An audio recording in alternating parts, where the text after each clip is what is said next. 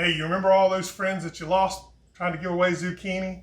We're going to get them back because we're doing lacto-fermented sauerkraut today, man. Everybody loves sauerkraut.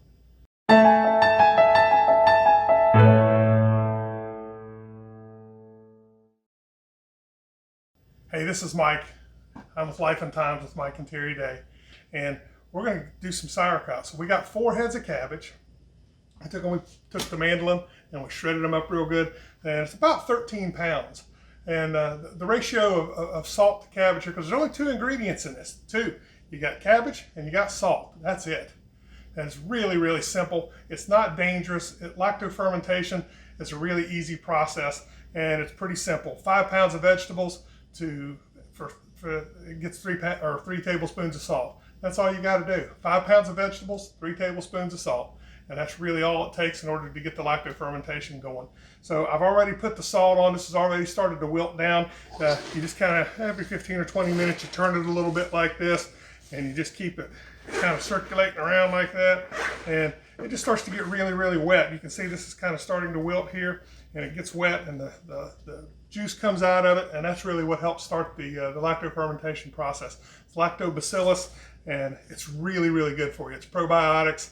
Really, really good for your gut. So we're going to come back here in a couple of minutes. We'll continue to turn this. It'll set for probably about an hour, hour and a half, and then we'll start putting it over here in the German fermentation crock. So we'll show you all of that as we go forward. So we'll be right back. Well, we've turned it over 3 or 4 times over the last hour, and it's really sweated really nicely. The water's coming out of it, and it's making this wonderful vegetable juice in here. So we're going to start putting it over into the crock.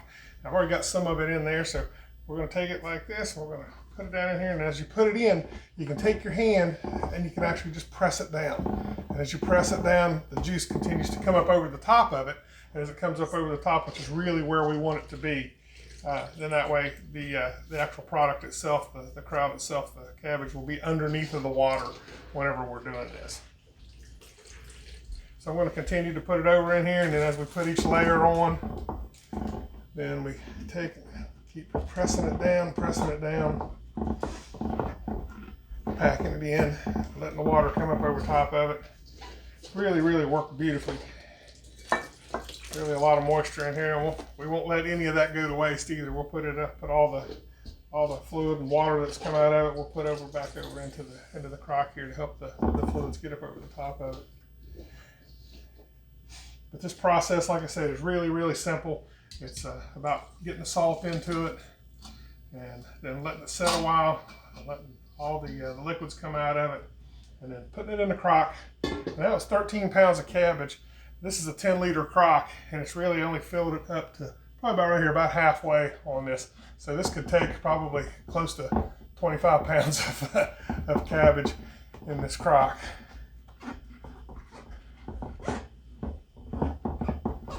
So you continue to press it down. You know what? You can even take a spoon to it if your hands are getting tired. Just take a wooden spoon like this, and you can continue to run it down too, and it continues to allow more of the moisture to come out. Just keep packing it down, pushing it in here. And as you see the moisture start to come up over the top of it, then it's about time to put the weights in, and the weights really just keep it pressed down so it doesn't float back up to the top, and then keep the moisture over the top of it. But we put our weights in a plastic bag here. Just fold them over. Set it right down inside. Press it in, and then it's wild. Water's just coming right up over top of the weights. So it's really, really settling in there great. You can see the liquid over the top of it. And then these we're going to put in here around the edges.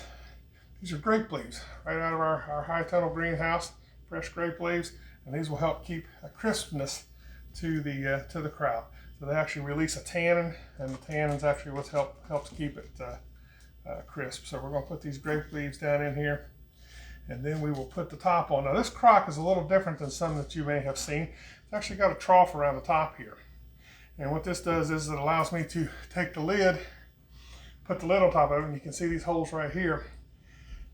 Once you put it in here and then you get the water above that, then it actually seals this off and doesn't allow any oxygen into it, and really kind of puts it in a situation here where it keeps the oxygen out of there, allows it to go anaerobic, and then any of the carbon dioxide as it continues to bubble up will actually burp out of these holes here on the side.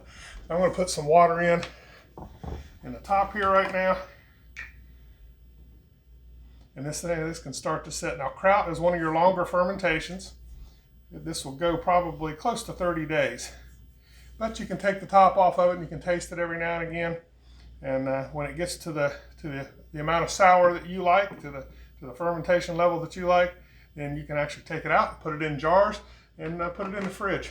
But this is basically how easy it is. It's pretty simple. The longest amount of time is just letting the salt get into it and allowing the liquid to come out of it, and really the rest of it just takes a few minutes to accomplish.